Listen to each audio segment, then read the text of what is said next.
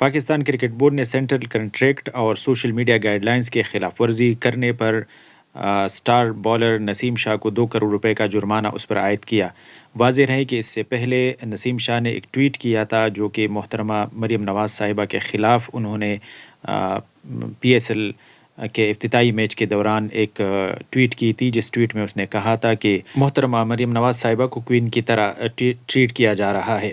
جبکہ وہ ٹویٹ اس نے خود نہیں کی تھی بلکہ اس کے جو میڈیا ایڈوائزر تھے انہوں نے کی تھی۔ جتنے بھی کھلاڑی ہوتے ہیں یا سیلیبریٹی ہوتے ہیں وہ خود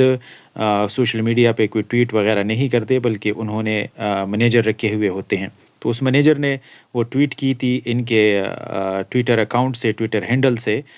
لیکن سارا ملبہ ظاہر نسیم شاہ پہ گرا تھا۔ اب اس نے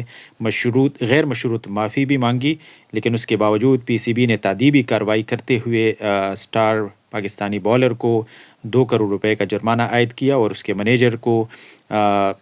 تاحیات اس کو نااہل قرار دے دیا گیا ہے۔ اب وہ کسی بھی کھلاڑی کا منیجر نہیں بن سکتا۔ تو یہ ایک بڑا مسئلہ پاکستان کرکٹ بورڈ کے سامنے آیا تھا اور بہت ساری چیمگوئیاں ہو رہی تھی کہ پتہ نہیں اس پر تاحیات پابندی لگائیں گے، کیا کیا جائے گا، لیکن بہرحال اب اس سارے معاملے کا حل نکالا گیا ہے، اور وہ حل یوں نکالا گیا ہے کہ ایک ٹویٹ یوں سمجھ لو کہ نسیم شاہ کو 2 کروڑ روپے میں پڑ گیا ہے، اور اب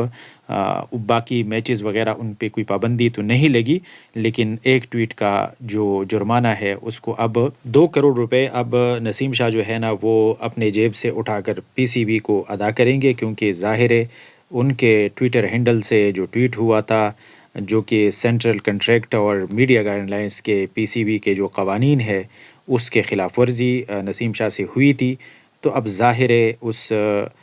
تادیبی کارروائی بھی کی جائیں گی، اور جو شوکاز نوٹس ہے اس کا اب یہ جواب بھی ہے ایک قسم کا۔ اگرچہ نسیم شاہ نے غیر مشروط طور پر معافی مانگی تھی، لیکن اس کے باوجود تادیبی کارروائی کرتے ہوئے نسیم شاہ کو اب 2 کروڑ روپے پی سی بی کے حوالے کرنے پڑیں گے، اور آئندہ ایسے اقدامات سے پرہیز اور گریز کرنا پڑے گا۔ بہت شکریہ، اللہ حافظ۔